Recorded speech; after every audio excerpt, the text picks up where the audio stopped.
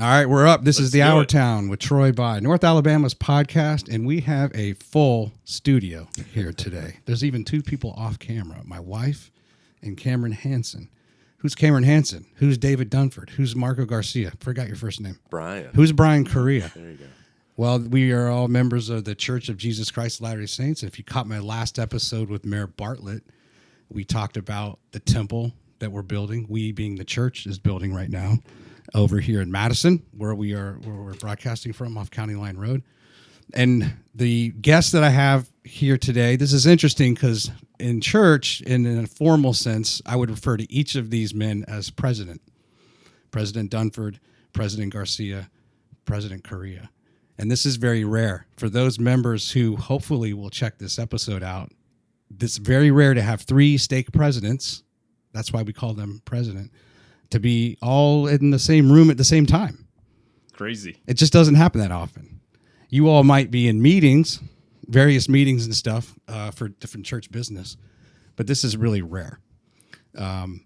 So we want to cover a lot today, but the real reason we're here is to promote an event that off camera, Brother Cameron Hansen from our congregation, from our Stake High Council, has been in charge of kind of putting together. And that's going to be an event where we watch the Tabernacle Choir at Temple Square at Wicks Family Field. And I have a whole thing that I'll read through. But that's exciting for us, and I think that's different for many members. I think as time goes on, we may do things a little bit differently than we have before, as far as maybe not just doing something in our building or just in our congregation, but hey, let's go do something in the community, invite the community out, etc. But why don't we do this as we start? Why don't we do a little bit of just introduction? This is different than a normal episode where I would spend 2 hours and just talk about who's President David Dunford, etc. But maybe we could just start with your kind of, let's just imagine that you're in, somebody comes up to you at this event, and they're not a member of our faith, and they want to know a little bit more about you. Kind of that 30-second, let's call it more like 2-minute. What are you going to tell about who you are, to that person that's beyond just your church title? All right. Yeah, that's great. And first of all, thank you, Troy. We appreciate this. This is great to do for all of us, I think. I am David Dunford. I've been in northern Alabama now since May of 2020. So my wife and I moved down here. We have 5 children. 4 of our boys live here in Alabama with us. So they're all within a fairly short distance from our home. One actually lives in now President Garcia's stake down in he's down in Somerville. And the other 3 live in the Madison stake boundaries. And then we have a daughter who is up in Liberty, Missouri, and she has 4 kids, and we have 4 grandkids here as well. So we have a total of 8 grandkids, and my wife Tracy and I just love our kids. And I think that's one thing that we love about the church is it's very family oriented, and activities like this is what brings us, as a community together. Yeah. Let's do this. Before I have you introduce yourself, Sure. Let me just paint this picture for anybody who's may be very unfamiliar with what you just said, stake, ward, branch. But essentially our church is global. So if you picked any town or any city in the world, we will have a presence there for the most part in most countries where we are allowed to be there, which is most of the world. And so at the very smallest, our goal is to have a congregation. We'd love to have congregations everywhere. But at some point, at the smallest level is a branch. We call that a branch. And you get to a point where you have a leader, and then there's other leaders that lead different auxiliaries. And then if you have more members, let's say you get over 100 or 200, whatever the number is, then we have wards. And for the most part in the church, we will belong to a ward. And then these gentlemen, we call them brethren, are stake presidents, meaning then we have 8, well, it can be anywhere from 6 to 12 wards that may be a part of a stake. And at the end of the day, that's for accountability. We very much believe in making sure we know who the members are in our area, and we keep these numbers small, these branches, these wards, these stakes, so that we can reach out and we can manage to the one and make sure that they're being watched, their needs are being taken care of, whatever it may be. And so then the reason that this is special and this is new, and President Garcia, who's about to introduce himself, he is now the president of a brand new stake that was created, in which wards were taken from the Madison stake and the Huntsville stake, and even all the way out to Tupelo, Mississippi, and Georgia, and just kind of the region, the greater region that we live in, to create an opportunity for more people to feel closer to their leaders, right? We don't ever want it to get too big where people feel lost. Correct. Yes. So now the Sipsey Alabama Stake was created, and Marco has and his leaders that are going to, and these are not jobs, right? These are all men who are volunteering their time. They have a career, or they have a day job, and side hustles, whatever it may be, right? And they have families, and this is what we call a lay ministry, meaning they're not paid. And so you have a different kind of task where you had nothing, right? We all met 3 weeks ago, and the Sipsey Alabama Stake's created, and now it's like, great. And once the fanfare's over, you got to get to work, and you got to staff it. But so I just wanted to kind of paint that picture before we go too far in the intros. But yeah, Marco, if you could go ahead and introduce yourself a little bit. Absolutely, and I second also what President Dunford said. Right, thank you, Troy, for putting this together. My name is Marco Garcia. I've been here in this area for about 3.5 years, but I was born and raised in Mexico, northern Mexico, in Chihuahua. Came here to the U.S. after actually serving a proselyting mission for our church, and then Where'd you serve? I served in Mexico City. Okay, so Chilango. Yeah, for 2 years. Love that city for all the culinary experiences you can have, and full of history, culture, music, etc. Right. So then I moved here to the U.S., got married, went to BYU, Idaho, and my wife Megan and I, we've been married 22 years here in July. We have 2 kids. My oldest is serving actually his proselyting mission, and currently in Brazil, in João Pessoa, Brazil. He's been out for 8, going on 9 months. And then I have a 14, turning 15-year-old girl, and she's getting ready to start driving and all that craziness of teenage years. We've lived in multiple places. We've lived about 11 years in Texas. We lived in Colorado. We lived in Vancouver, Washington, and now here in Athens, Alabama. And we've fallen in love with the community, with the people here, the culture. People have been so kind and welcoming. And we've loved this part of life and stage of life where we're at. First time east of the Mississippi, then, right? Yes, Yeah. for us living. I used to travel a lot through my work. I'm an engineer by background, and my job took me a lot of places domestically and international travel. But the first time actually living here, right? And so it's been a great positive experience for our family. And before President Correa goes, a mission, you might hear, as you mentioned, a proselyting mission. Our son's on a mission right now in Orem, Utah. That's something where we pay our own way, and for 2 years. It's still 18 months for young women, right? That is 18 correct. months, yep. Yeah, the age has changed, where now men and women can go at 18. And so a lot of them are going right out of high school. But it's a great way, I think, to mature, maybe learn a little bit about yourself. That's like, when you look back and when you were 18 or 19, I went when I was 19 to Salt Lake City, Spanish speaking. You look back on that like, wow, that was a really amazing experience for not only for the people you served over 2 years, but also just for yourself, to kind of find out more about yourself before just, launching into the rest of school or your career, whatever it might be.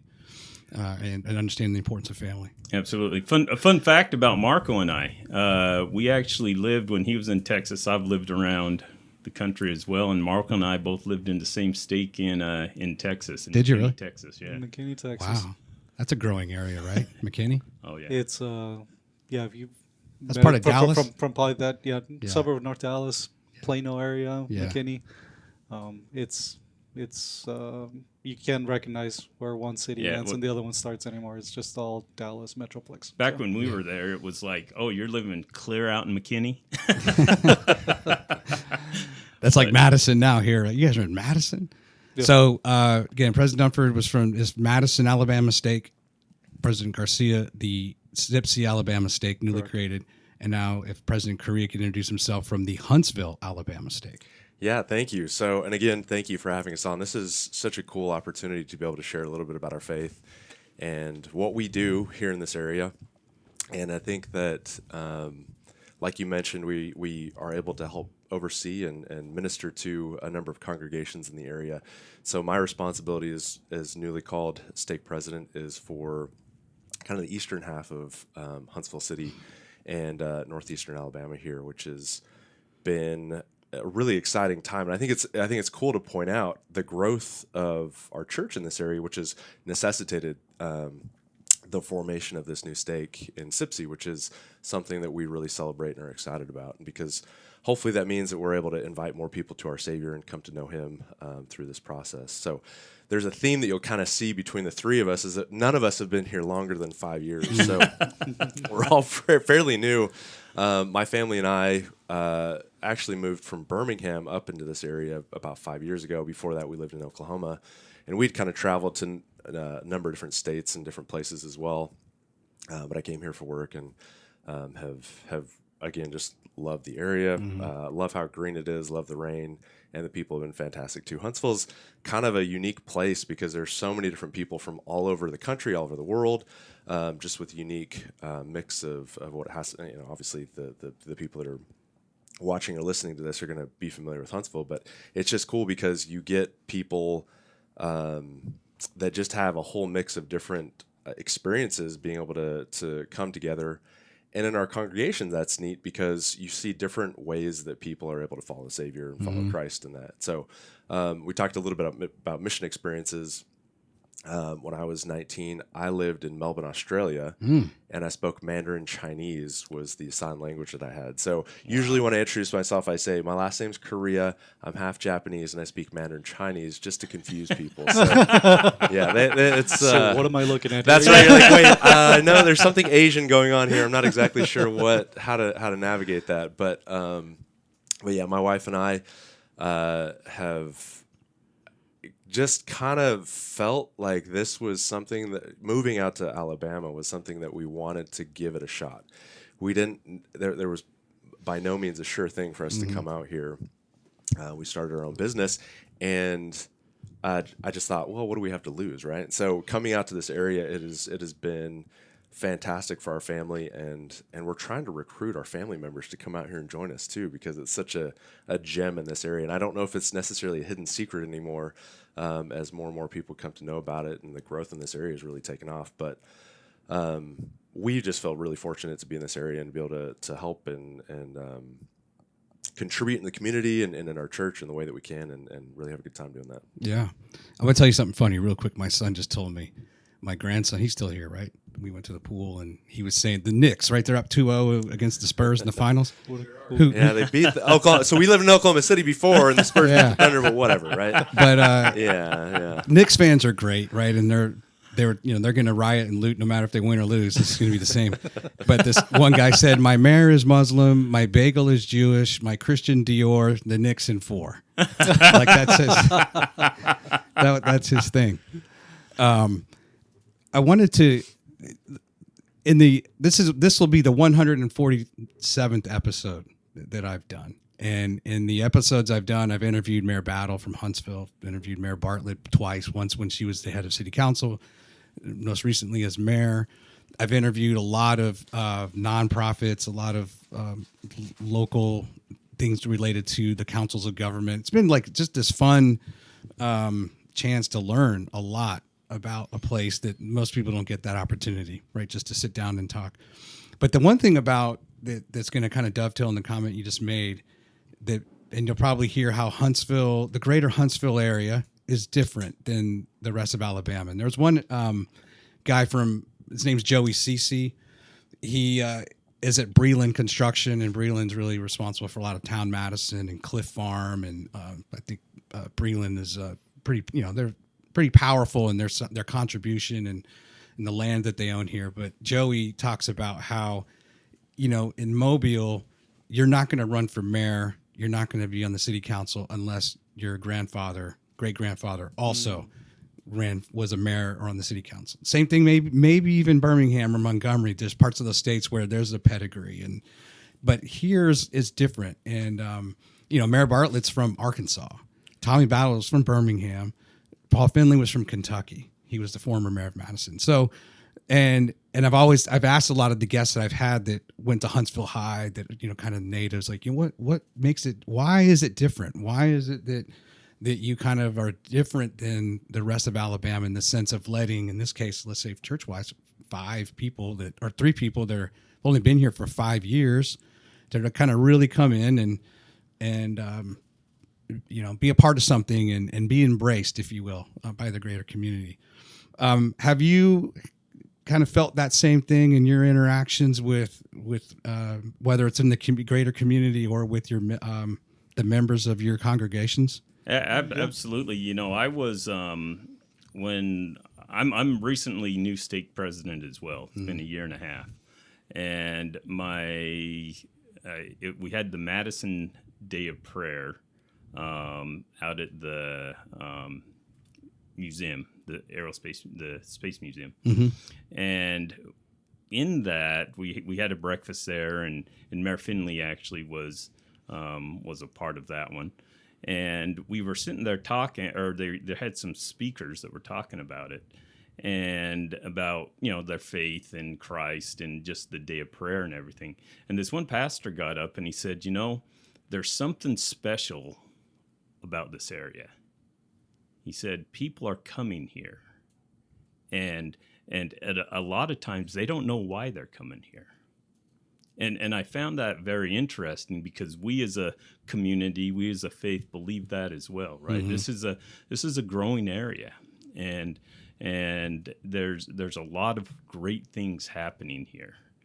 As you think about the various Space Forces coming, and all the various aerospace and defense companies that are coming here, and government companies and organizations that are coming here. It's something's happening here, and I think we as a faith recognize that as well. It's interesting. We have a branch in our stake that's in Scottsboro. It's kind of a little bit outside of Huntsville here, and it's unique that because they're a branch, they're trying to grow and build their congregation, and have had a number of various efforts in an attempt to do that. And one of the things that they've noticed that they've shared with us is there have been, half a dozen to 10 different families that have said that they've specifically moved into this area. And when you ask them, like, why did you decide to come out here? And they just said, honestly, we just felt like God put it in our hearts to come out here. There really wasn't any plan. There wasn't any, I know one family, he was working out west, quit his job, moved out here, didn't have a job, just decided to move out here. And so it, like you're saying, it's a really unique and interesting phenomenon. I've never lived anywhere else where people were drawn to an area like that I can remember. So I think you'll hear that resonant message all throughout each one of our stakes, right? Because we as we take on this new assignment, as I've taken this new assignment, 3 of the units that came from what used to belong to a Mississippi unit, right? But they were pretty much West Alabama, which is Florence and Muscle Shoals area, and then Russellville, and then Haleyville down south a little bit more. I've been fortunate enough to start visiting some of these units, and in every single one of the units, first of all, they're super excited to again be part of our new stake, right, and to be closer to a church leadership, that they don't have to travel 2.5 hours or whatever to go to the center. Second, it's impressive to see the goodness of people, and then the wonderful talent of individuals that come with. They're already great leaders. They already have amazing critical experiences in their life in order to serve the community, to serve in our church and others, right, within the community. Some either professionals in their own business owners, or with different industries, right, and with all sorts of different backgrounds. And here you probably see a lot more in Madison of the whole engineering and defense and system, and a little bit more out west. You see a little bit of a different range of different talents and abilities, but amazing people. And again, same thing, very similar, resonating to the stories that we see both in Madison and Huntsville. In Sipsey, we see the same thing. Great people of great backgrounds, but again, we were drawn to the area, and starting from some 5 years ago, 3 years ago, some maybe a little bit longer, but they're happy and they love this community. Absolutely. Well, I was going to just say one thing that some of the listeners or those that are viewing may not understand about our church is that there are geographic boundaries that define the units that we attend. So where some churches, you just go wherever you feel compelled to go, ours are really geographically based. And so for the units that are congregations, there really is a defined boundary. And so if you live, on that street, you may go to one congregation. If you live across the street, you may go to another, just because. And one of the things I like about that is you get a really diverse congregation. It's not just one subset of people that you see, or at least I think that's part of the intent. And it can space and range. It can be a pretty big boundary where you're, as far as the congregation makeup goes. So you do see a lot of variability in that, but I think that's been a wonderful thing to see as well. So those that may not be familiar with the way that this operates, members within our church go to, if you live in Huntsville, you're going to attend a church in Huntsville versus going to Madison, and maybe you like that pastor out there a little bit more, and so you go and attend that. But you're encouraged anyway to do that in our church. Let me give you a trivia question. Do you know what was invented in Haleville? I do not. Actually, I'm curious because I'm trying to get all really good information as I'm trying to meet and learn all these places. 911. Oh, really? The 911 system was it? Yep. Really?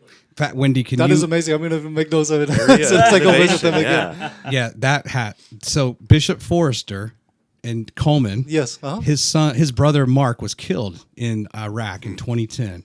So the Mark Forrester Foundation. Amazing. I'm just because of the Forrester family they're gold. Yeah, they are. And Thad is one of is Joseph's brother, and they were just in here this week. He has a podcast called Patriot to the Core. He's in your stake. Yeah. I know that. Yeah, he's wonderful. They did a 45-mile ruck on our stake conference day, and that was when I talked about when I did my testimony. So at 3:30 in the morning, they started down here at the Red X Fitness Center, and I walked the first 10 miles with them. And then we'd go to meetings, and they finished up at 8:30 that night. Holy wow! God. And he just interviewed, and his boys, he's got 2 boys, and then their 2 friends walked about 33 of those miles. Wow! And they came in here, and he's gonna he recorded an episode of his podcast, talking to the boys about their experience. Oh, that is cool. But Joseph, the Forrester family in Coleman, they're just amazing family. Oh amazing family. Yeah. Yeah, being one of our bishops, he's amazing. I lost him, and now President Garcia has. Yeah, now Garcia. Thanks for the donation. Appreciate it. So Madison Cares, right, is what I think you just referred to this as going to a prayer breakfast. Right. Do you all see the community reaching out and asking you all as leaders to be a part of some of the community efforts where kind of the there's an interfaith council in Madison, which I'm a part of, with also our communications folks, like shout out to Charity Stratton, Shayna Ryan, and others, and others, where we're trying to make sure that we do our part to connect with the broader, all the faiths, right? Right. Because we're talking about religious freedom, and that's why we're going to be celebrating our 250th year. But can you talk a little bit about what may be going on within your area of responsibility, and if you're being reached out to, and what's being asked of the church? So I can actually talk about that. Mayor Bartlett, you bring up Mayor Bartlett, amazing mayor, just love her. And one of her, I guess, and I think she may have talked about that in your podcast, Madison Cares, because you obviously brought it up. And Madison Cares is something that she has put together, where she has gathered within the city of Madison, all of the senior pastors and faith leaders, right? Our titles obviously isn't pastor, but you can call me Pastor Dave. I've been called Pastor Dave, right? Yeah. But we meet together on a quarterly basis with all of the pastors in the area. And what an amazing experience that has been for me. We were just actually at the Madison School Board as a group of pastors, and there are some facts that I found out about there for example, and you guys may find this interesting. I did. Just within the city of Madison, we have over 120 homeless kids that are in our school district. Yeah. That kind of shocked me. Madison is a fairly well-to-do area, and to see and to hear that there's that many homeless kids within the community, that's what Madison Cares is about. We're talking about the homelessness, that we're talking about mental and emotional challenges that our students and our families and adults are having. I mean, it doesn't hit a demographic. It's everybody in the world today. And so this community, Madison Cares, we as faith leaders, we are meeting together, and we've actually started something now where with Mayor Bartlett and Madison Cares, it's only once a quarter, but we're actually meeting as senior faith leaders. We're actually meeting on a monthly basis, every other month basis, to kind of talk about what can we do as a community to help out, right? What are some of the challenges that we're facing? And it has just been a great experience. And, I think, as President Correa and President Garcia are fairly new, what is it, a month? Seems shorter than that. My goal is to bring them in and help them be a part of how we can grow that here, because we can't do this alone, right? And I think as you think about the Savior, he reached out to everybody. It wasn't just one group. I mean, the Savior reached out. And we as faith leaders having that interaction, I think is just I think it's going to be great. And I love seeing that here in the South that we can do that. Yeah. Do you any comments? I know you had previously been in stake presidency with President Kazir. Kazir, yep. But can you talk at least maybe from a Huntsville standpoint of what you knew of being involved in the community there? Yeah. So I think that's a fantastic question. And one reference or resource I think that those that are looking to help be involved in these efforts is our justserve.org website. From the broader church perspective, that's a website or an organization and some responsibilities where there are a lot of opportunities to find service in the community. And so we have specific representatives that are selected to help find those areas where we can, it doesn't just have to be members of our church. Anybody in the community or anybody that's looking to give back can go to that website and find local opportunities to serve, whether that's at the Manor House or whether that's, Lincoln Village or some other areas that may have needs and where people can contribute. So, but yeah, I've been around not too long here, but I think one of the points of emphasis that we really want to make is to build those bridges with other faith leaders in the community. I think that our church is very well known for proselytizing and going out and trying to help people come and worship with us. And while we still welcome that, part of what we want to do is just help support and build faith within the community. So whether you're Baptist, Lutheran, Catholic, whatever it may be, we want to make sure that we are uniting together. Or Muslim or non-Christian faiths as well. We want to help provide and support religious liberty and really be a voice for that in this area. So I look forward to meeting a lot of those leaders that maybe I haven't had an opportunity to yet, and build bridges where we can help people in whichever faith it is, really deepen that faith and I think strengthen the community, right? That's those organizations are there to help us be better people, better citizens, better families, and that inevitably is going to help this area grow and be stronger. What about you? Like aspirationally, I don't know if anybody's reached out, but now that you live in Athens? I live in Athens. Okay. Our stake center, right, or at least it's going to be based in Decatur. Right. And a lot of the work that's currently moving forward, also with the outreach of our community, has been because of the direction that President Dunford has done already within the old Madison Stake. Right? So before, a lot of these units were part of Madison, as we broke off to form part of this new Sipsey Stake. There's already work happening, right, both in Athens, Decatur, Coleman. In fact, we're here in a couple of weeks, we're meeting with the Office of Mayor Lawrence, and I think it's going to be probably the first interfaith council there in Decatur. And I'm very much looking forward to reaching out, and very much like President Curry was sharing, right?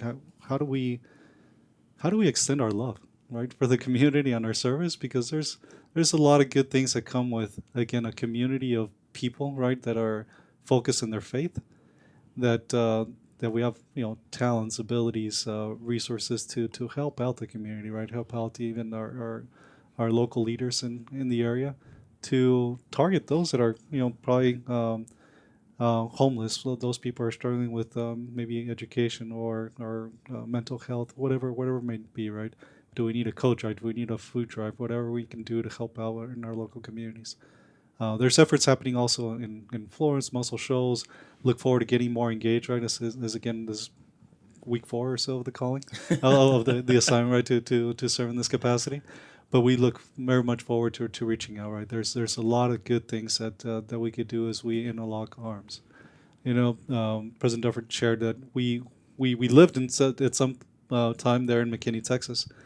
And I remember one of the great things that I loved about being in that community is that we reached out constantly to other churches. Mm-hmm. And whether we're going to do an education fair, and we're all there in our local school districts and interlocking arms with other churches and faiths, and we're serving together, to building a Habitat for Humanity or doing food drives. We're always welcoming, including the local imam, right, from the Muslim community, came to our church meetings when we had a special conference, what we call a state conference. He and his family are invited to come and be partake of those events with us. And I think that was a really good model of what I've seen that we can do. And the other model I've seen that's working really well is what President Dufford has done here in the Madison Stake. And I think it'll bear fruit, right? Because as soon as people realize, hey, we're not here really to alienate at all. On the contrary, we want to unite people in all the good things that we can contribute and help our communities. Yeah. So There's some tremendous nonprofits here. Mm-hmm. And in fact, one of them is, I think it's called Sleep in Heavenly Peace. And they basically make beds for children who don't have a bed to sleep in. And it started in Idaho. So, if you're a member of our faith and you say you're from Utah, people generally, Utah, you must be a member of the Church of Jesus Christ of Latter-day Saints. I would say second is Idaho. Anybody that's in Idaho, and you would know this because our 12 and 13-year-olds is what we would call our deacons quorum. And it's the Sleep in Heavenly Peace started as like a deacons quorum project for. Oh wow! They found out, and we do a lot of counseling, right, in our religion. And when you're a leader, you're going to meet with your counselors. You're also going to meet with your bishops, and the bishops in their wards have their counselors. And then you have a ward council, which brings together the leaders of all the auxiliaries. And I inferred, just in doing the research on this, and then I interviewed the lady. Now, she was not a member of our faith, and this is now a massive nonprofit. But it started out with, somehow in discussion in ward council, they found out that this kid didn't have a bed. And they said, well, what can we do for whatever? Like, well, let's just make him a bed. And that's where it started. Wow. And then somebody, can you make us a bed? Can you make us a bed? And now then they had to, quickly find warehouse space because they thought, well, we had this thing and now it's national and maybe even be global. That's awesome. That is it's neat. There's just a lot of really cool. And Shower Up was one we talked about as well I talked about with Mayor Bartlett, and I just interviewed Taylor Reed from Shower Up. And when it comes down to either homelessness and people just need a place to shower and feel human again, and maybe have a chance at getting a job interview and feeling like they're something, or in the case of those Sutton apartments where the landlord stopped paying the water bill, and then they stepped in to at least help those people have a place to shower. Yeah, we're gonna be involved with that Shower Up. Are we? Good. Over the next 2 months here. That's right.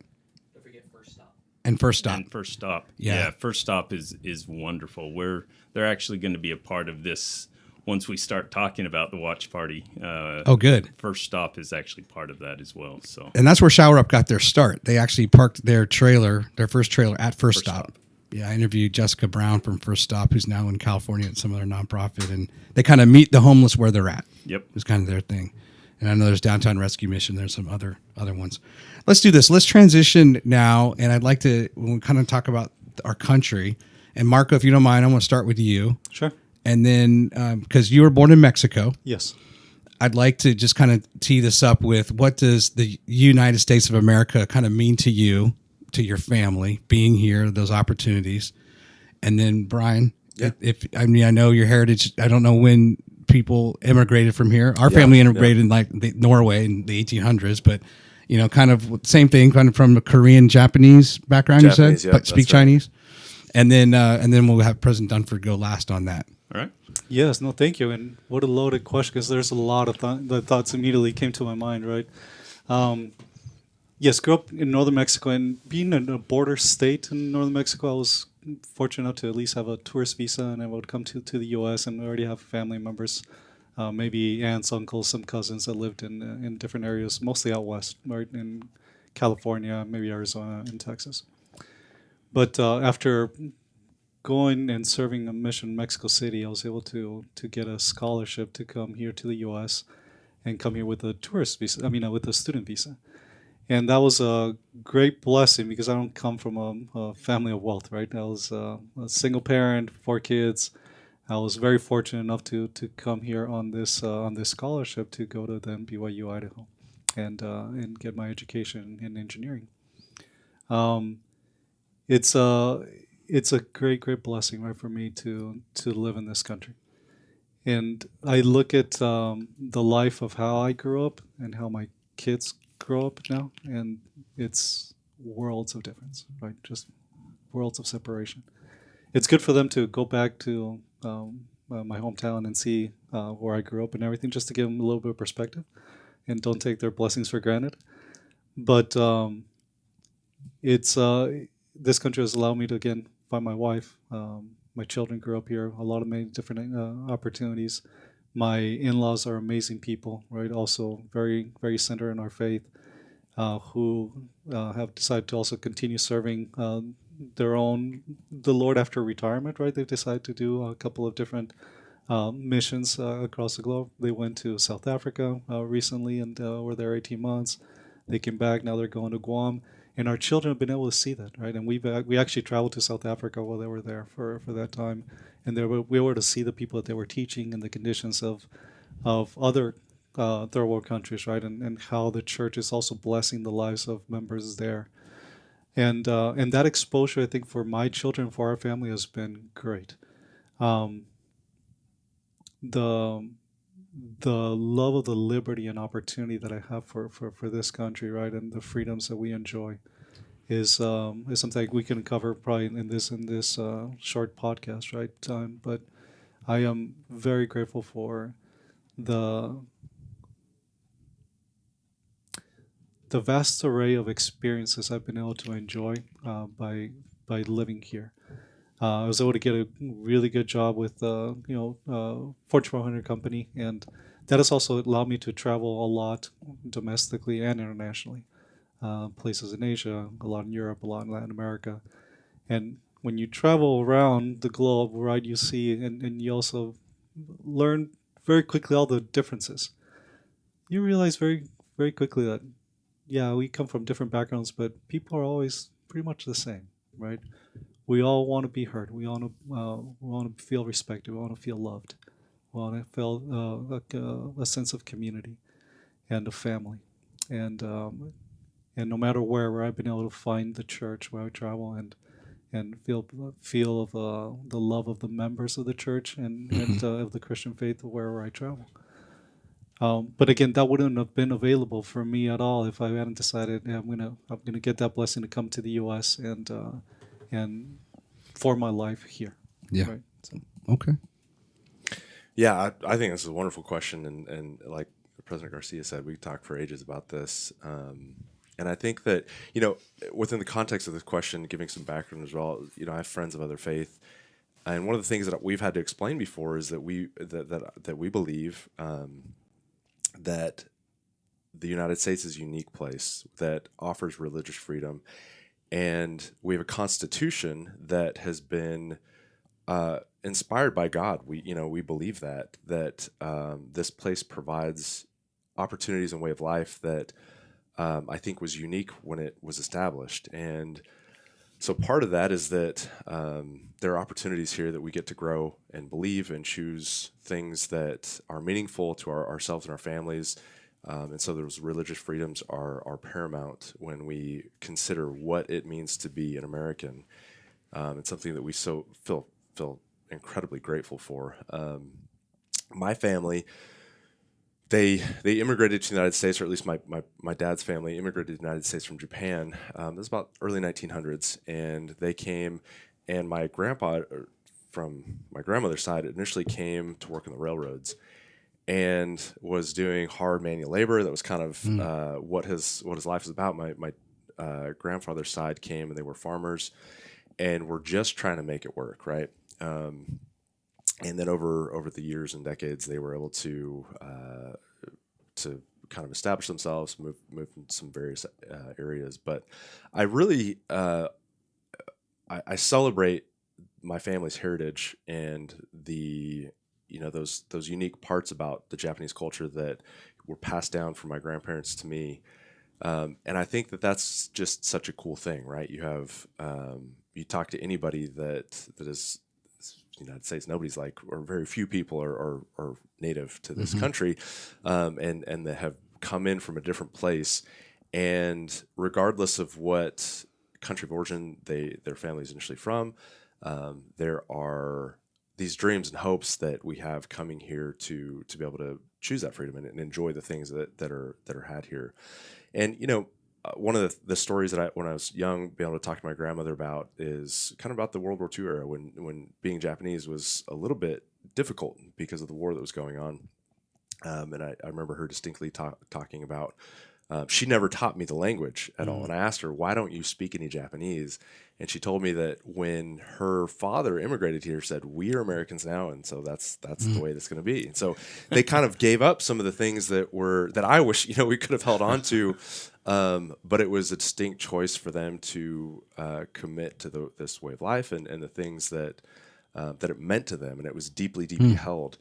And I think that it's really really fun to look back and see how our heritage makes up who we are today, and part of that is the ability to have freedoms to choose and believe in the way that we would like. So awesome. President Dunford? Similar to you, Troy, my family European. I actually have some Norwegian blood in me, interestingly enough. Yeah. But my family came from England, and they came here to find that religious freedom, right? Both my wife and I, our families kind of came across the plains with the pioneers. For those that, as you think about the Mormon pioneers that came across the plains and landed in Salt Lake, that's where my family came from and got here. And as a similar to Marco, I grew up in a family that wasn't real wealthy, right? Mm-hmm. And the thing that as I think about the United States and the freedoms that we enjoy, is it doesn't matter who you are or where you're at or how you are raised. You have that opportunity to have that religious freedom, to have the ability to become whoever you want to be and live that, what they call the American dream. And that's one thing that I was always taught from my parents, right? My parents were very much, patriotic and loved the country, and I grew up loving our country. And as I see my ancestors and as they came across and they, not many people know the Dunfords, but if you go to Idaho and Utah, there's a lot of Dunfords out there, right? There's some good donuts out there. There are some good donuts, and that came from the family, right? There's a story behind that, and it's pretty cool, right? And that was the freedom that our ancestors saw and came here and sacrificed so much. Yeah. My great-great-grandpa, as he was coming across, when they got to the Mississippi, they had a little girl out to sea, and her name was Seaborn because she was born in the sea.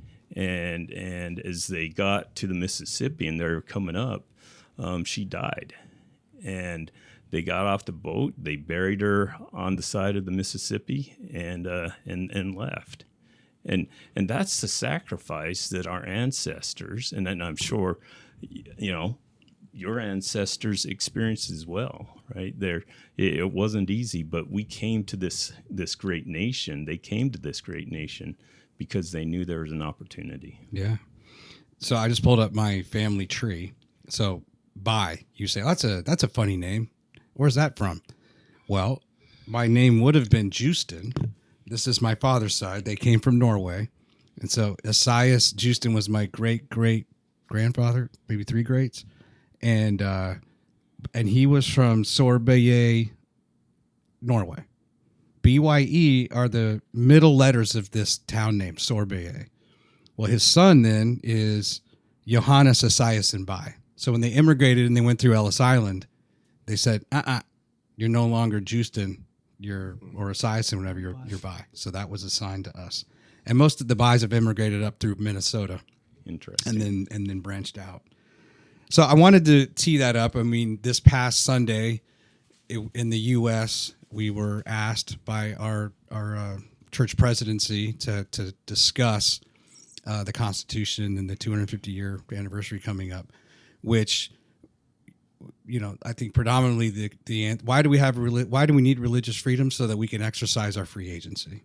Our Heavenly Father, we believe, yes, there is a right way to do things, but He wants us to be able to choose that, for ourselves and have those life's experiences.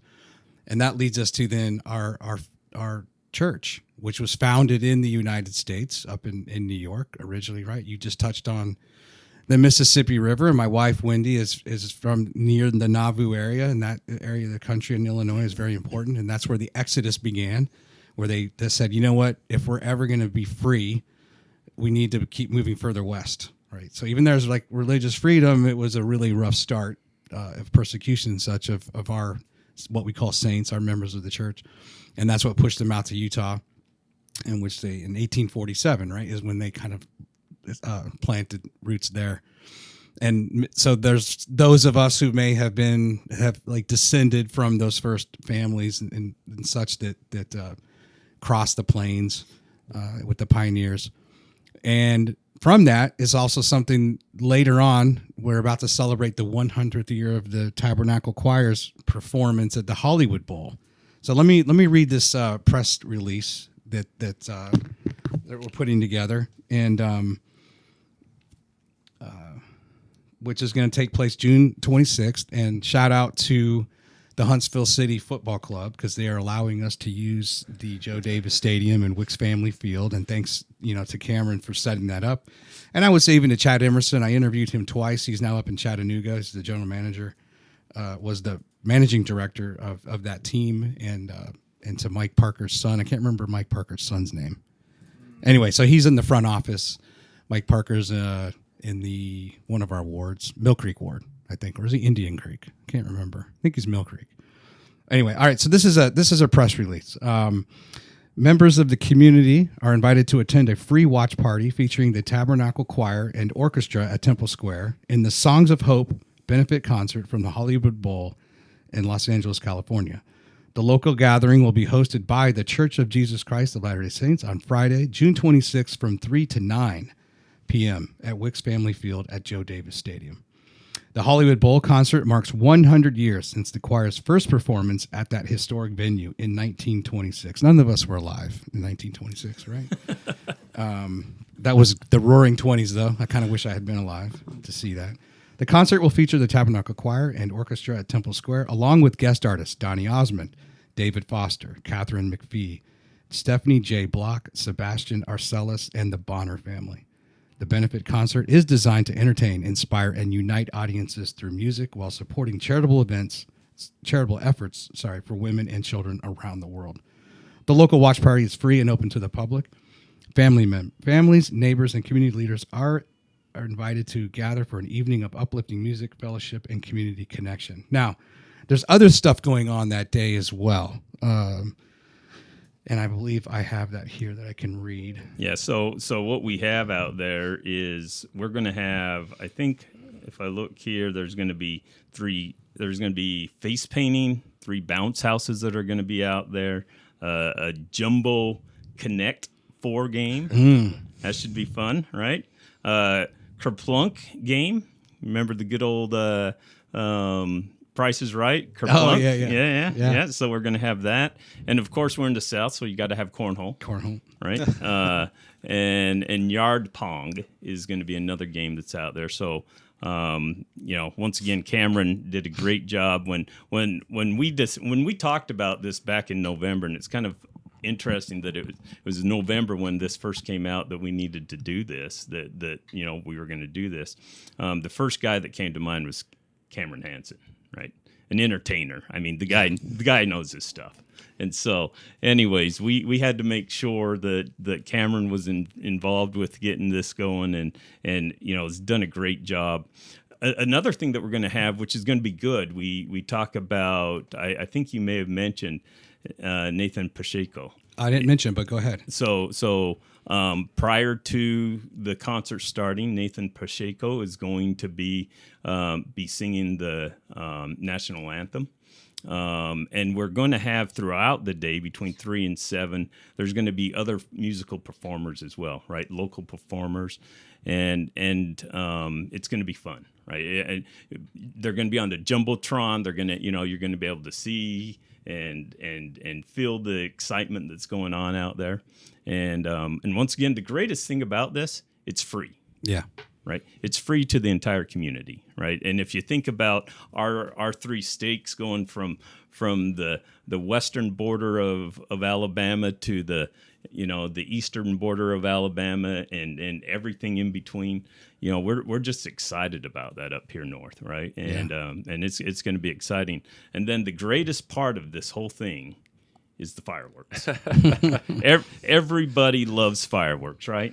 My kids actually just said tonight out at Redstone Arsenal they're going to have fireworks tonight. So, is it the Army birthday today? Yeah, I think so. And so they're going to have fireworks out there. So I think my family's actually going out there to the fireworks tonight. But it's going to be fun, right? This is just going to be an exciting time for our community to come together.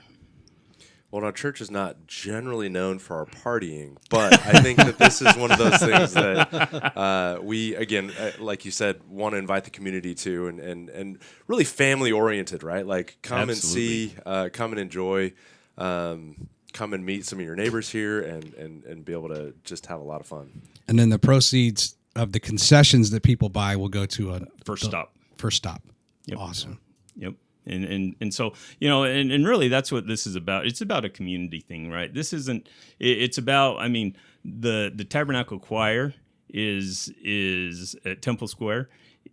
They're America's choir. They're right? phenomenal. They are phenomenal. Yeah. Everybody knows about the Tabernacle Choir, right? At Temple Square. And so this is America's choir. And when I was talking when I've talked to people about it, they're like, man, that sounds exciting, right? Having that up on the Jumbotron, being able to watch this, this concert from the Hollywood Bowl, as you say, it's going to be amazing. Yeah. I want to just say thank you to both of these men, right, and their stakes, right, for putting this together, starting back in November. For us as a newly formed unit, right, or a stake unit, the different 6 congregations that we have, it's a great opportunity to also feel part of the one, right, and then come over and bring our communities and friends that are, even not our faith, but invite them over to this. But I know this presents a really good venue for precisely that, to bring that unity quickly, right, as a newly formed stake. So thank you. Absolutely. Yeah. I don't think anybody's doing it this big. No, I think we actually have within the hierarchy of the church, we have general authorities and area authorities and stuff, and we actually have a couple of area authorities that have said they're coming to this one. Yeah. There you go. That's awesome. Yeah, the comment that Cameron just made was there's probably no other area that's celebrating or doing a watch party to the size and scale that we are Right. in this area, which is neat. And I think I remember when we kind of first talked about like, hey, what's the art of the possible here? And you kind of think, well, I don't really know. Like, if we've never really done anything like this, do we do it here? Do we do it there? And then like, well, let's just think out of the box, really. Like, just go big. Exactly. And we started out, there was, okay, we have our church building, right? We can do it down there, and would recruit you, of course, to do all the audio and video. I'd be out of town. but then it moved to, well, should we do it in a theater? Right, so that it's at least in a theater, big theater, and then Cameron's mind, as I said, the great mind that he has, just started going, and he's like, hey, look at all these venues we have out here, and he was able to work with the Wicks family and really get things going, and we're just excited as can be. Now, you all know what used to be there, right? What originally was there? That's where the Huntsville Stars played baseball. Oh, wow. So the Trash Pandas have only been around 5 years, and they're an affiliate of the LA Angels. The Birmingham Barons are an affiliate of the White Sox. And that's who Michael Jordan, when he went on his sabbatical from basketball, played for Birmingham and came up and played against Huntsville, which was the affiliate to the Oakland Athletics. Oh, cool. So at that time, it was Mark McGuire, Jose Canseco, all playing for the A's. And so at times when they either came up through single A, double A, triple A on their way up to the majors, people got to see Mark McGuire, Jose Canseco. Oh, wow.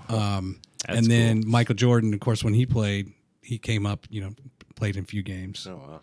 You should give a shout out to the Wicks family as well. Yeah. They're hugely charitable in this area, and they just a couple of years ago renovated that Wicks family. That's right. The sound and the Jumbotron are like brand new, state of the art, and that was all on their dime. Yeah, just a shout out to the Wicks family. I've never met any of them personally, but just as far as like a amazing family for this area and what they've done, and to come in and redesign and basically they didn't tear down the whole thing. You can kind of still see that it looks like the way it's set up as a baseball stadium, but with the soccer team coming in. But they also do multi-use. They have high school football, and they want all kinds of different sports to use and or what we're doing, like a multi-use venue. So yeah, big thanks to the Wicks family for their continued vision, right, and to offer up places like this, because as this region continues to grow, Ethan Woodruff, he's in your stake. Yeah. So I interviewed him 3 years ago, and he was part of the North Alabama Zoological Society. Right, yeah. And they want to build a zoo. Yeah. Well, a zoo costs like, I don't know, what was it, like 70? I might want to say like 500 million. I don't think it was that much. It's a lot of money. You got to have a lot of land and a lot of money. But then you also look at, well, is Huntsville 112th largest city in the world, like in the country? Is it ready for a zoo? And there's just things like that where, do you have this? Do you have that? Well, yeah, we have some of these things. We got Cheesecake Factory, we got Top Golf, but we don't have like an amusement park. But these are things when you move here, people kind of like, depending on where you came from, you have this expectation or things you would like to have. And it's just really nice to say, for us, at least, when you're, a credit to Cameron to say, hey, why don't we hold this watch party event at somewhere like Wicks Family Field? It's a great venue and something that can support the community and all the numbers of people that will want to come out.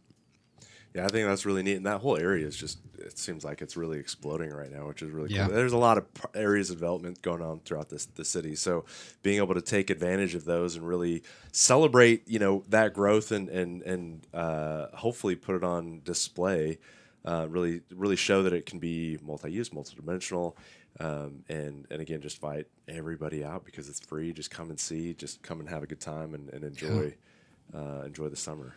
I'm a little too young to have hit the Osmond fever. Like, were you a big Osmond fan? Of course, I watched him every Friday night. Did you? Donnie and Marie show.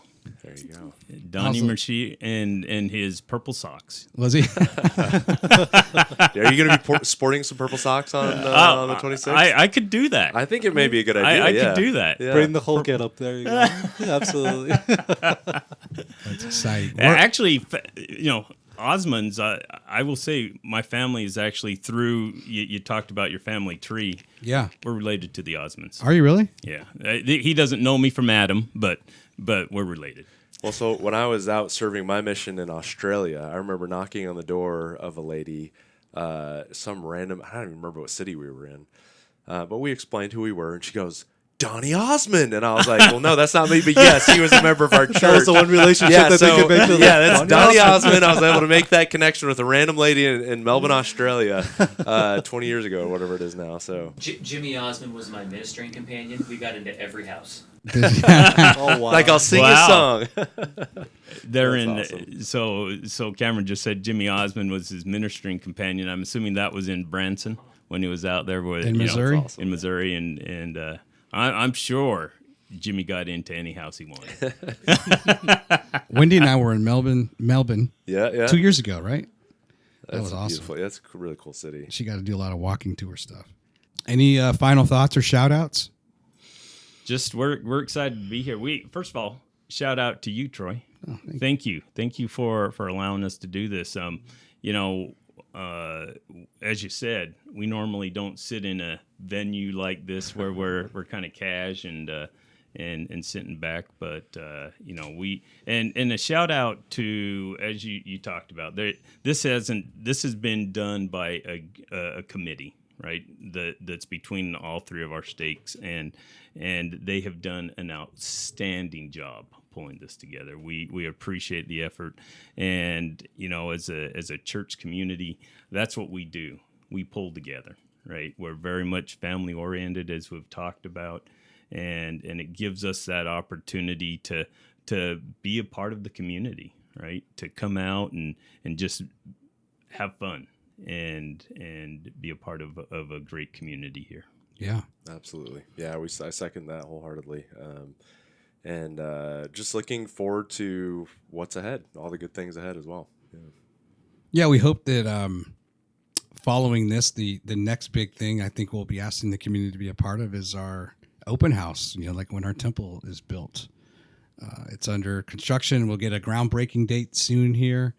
But hopefully this is one of many things where we interact with the community more. And then eventually they'll get to come into the our signature house of worship, our temple, and see it for themselves and get to walk through that, which we do in all of our temples, throughout the world. So that's really exciting. Exciting for us. It's only 0.6 miles away from this house. And so we'll get to walk there and we'll never be late. But no, I really, really appreciate your service. I don't know if people realize how much they're going to serve for 9 years of their life.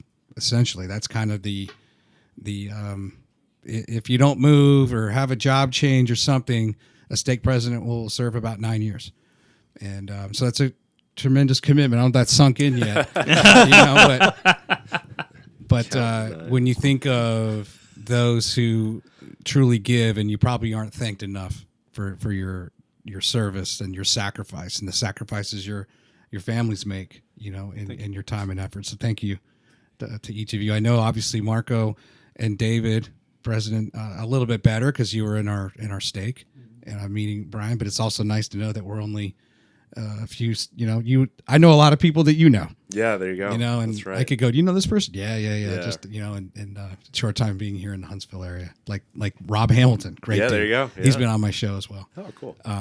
But thank you again to you, to your families. Thank you to Cameron Hansen for his efforts. And I don't, it's just like if you ever won like an Academy Award, you think like all the people you got to thank, and I want to leave because it's so many people Absolutely. that will chip in. And I know that Huntsville's always done a great job with their Christmas concert, and there's so many hands that go into making something like that happen. And certainly don't want to exclude anybody, but it takes a lot of people to pull this off. Absolutely, and we, as you say, it's been a committee that has just come together, and it's represented all of our stakes. So we appreciate them all. So June 26th, 3 to 9 p.m., Joe Davis Stadium, Wicks Family Field, the Tabernacle Choir at Temple Square will be broadcasting. We will be broadcasting that as they perform at the Hollywood Bowl, which in what year? 1926. Right. They performed there 100 years ago. So we have that anniversary that we're celebrating, and then right around the corner we have the 4th of July, where we'll celebrate 250 years of this country, and then in 4 years we'll celebrate 200 years of the founding of our church. and maybe we'll have some big party, and you all each will still be in your calling. So Thank you for reminding us. Yeah, Appreciate it. exactly. and I'll be on episode like 700 by then, and we'll have you back on. There you go. Appreciate the invitation. Thank you so much for putting this together. Hey, have a great day, and all the best. Yep. Thank Talk you. soon. Okay.